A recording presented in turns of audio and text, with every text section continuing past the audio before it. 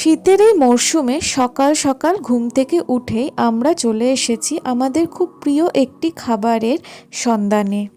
চলো তবে গল্পটি বলা যাক। একদম সকাল সকাল আমরা ঘুম থেকে উঠে বাইক নিয়ে বেরিয়ে পড়েছি। দেখো কি সুন্দর মনোরম পরিবেশ চারিদিকে, খুবই ঠান্ডা এবং খুবই সুন্দর একটি পরিবেশ ছিল। রুবি হসপিটালের পাশের ঠিক রাস্তাটা ধরে একদম সোজা চলে এসেছি আমরা। অনেকটা আসার পরেই পেলাম আমাদের মেইন গন্তব্যস্থল।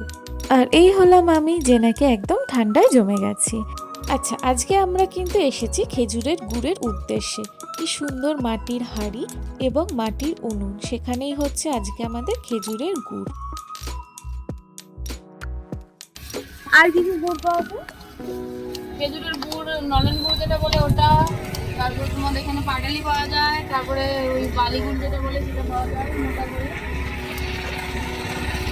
ওয়েট, এখানের মেইন অ্যাট্রাকশনটা দেখো। এই যে এই পুচকে কিউট গোলুমলু একটা পাপ্পি, কি কিউট লাগছে না? ও হেভি কিউট ছিল সিরিয়াসলি। আমরা তো ভীষণ চটকেছি ওকে, মানে বিশেষ করে আমি। আর অনেকক্ষণ মানে ওর সাথে টাইম পাস করলাম। আর কি কিউটভাবে খাচ্ছে দেখো। আচ্ছা চলো, ওর দিক থেকে একটু মনটা সরাই, এবার হচ্ছে আসল জিনিসের দিকে একবার মন দিই। আচ্ছা, আমরা এসেছি তো খেজুরের রস খেতে, তো খেজুরের রস এখন খাওয়ার পালা। খা ফার্স্ট তুই।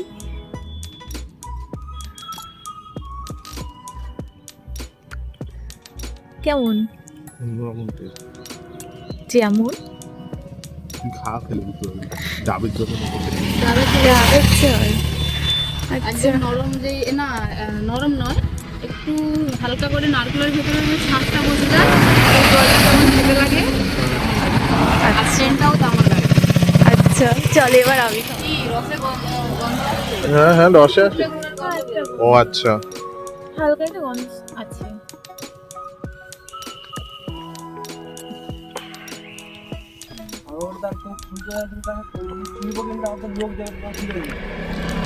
এই গাছ ভালো মানে আরে ডাবের জলের থেকেও মিষ্টি। মিষ্টি, হ্যাঁ মিষ্টি অবশ্যই, মিষ্টি আরো বেশি। টেস্টটা হালকা হালকা ডাবের জল। ডাবের জলের মতোই। হ্যাঁ আচ্ছা, মশলাগুলো যে আসতে সব রস ফুলবি, তাহলে ওই ওই মালটাই আমাদের দানা গুড়। হ্যাঁ ওই স্প্রেডের মতো। এটার মধ্যে কি চিনি যায়? না, তাহলে এইরকম এটাকে প্রচুর জ্বালাতে হয়। আচ্ছা জ্বালিয়ে একটা ফেনা থাকে, সেটাকে ঘষে তবে চলো এবারে একটু দানা গুড় ট্রাই করা যাক। একটা নতুন টাইপের গুড় আমি এবার প্রথম খাবো।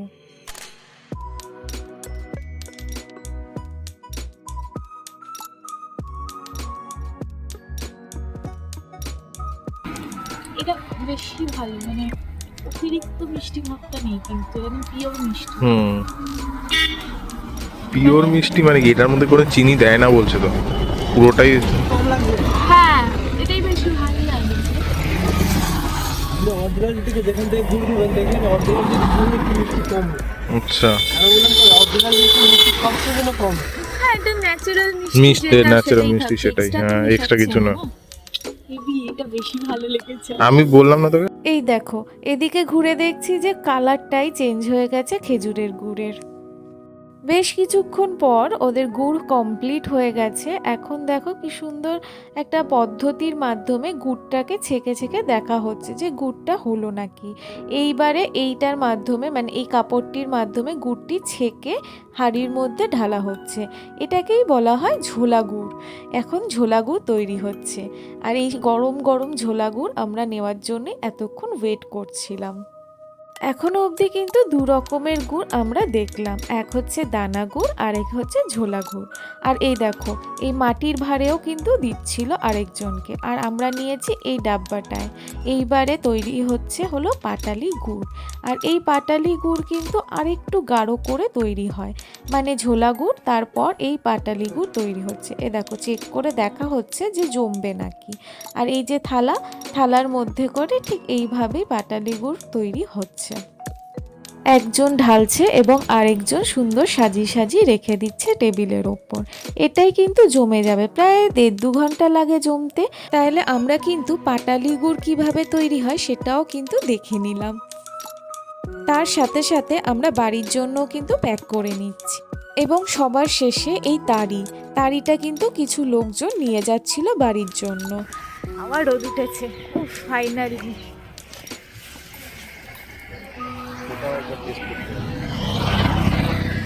খেজুরের গুড় খেলাম, খেজুরের রস খেলাম, সব কিছুই দেখলাম যে কি করে কি খেজুরের গুড় হচ্ছে, সমস্ত রকম জিনিস হচ্ছে। তো এর উৎস দেখবো না, এটা কি করে হয়? মানে হচ্ছে খেজুরের যে গাছগুলো সব চাষ কোথায় হচ্ছে সেটাই দেখার জায়গা এবার। রাস্তাটা কি ভাল লাগছে।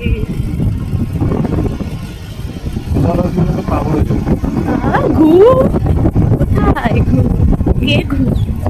ভুলে গেছি, ঠান্ডার ঘুম উড়ে গেছে আমার। ঠান্ডা পুরো জমে গেছি, ঘুম উড়ে গেছে পুরো। এই তো খেজুর গাছ ওই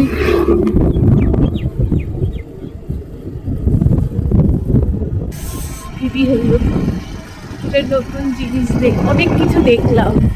জানি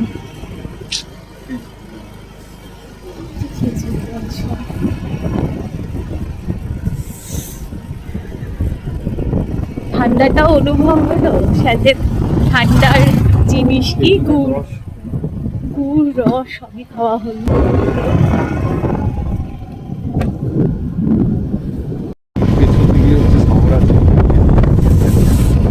হ্যাঁ, আমরা গ্রামে চলে এসেছি পুরো।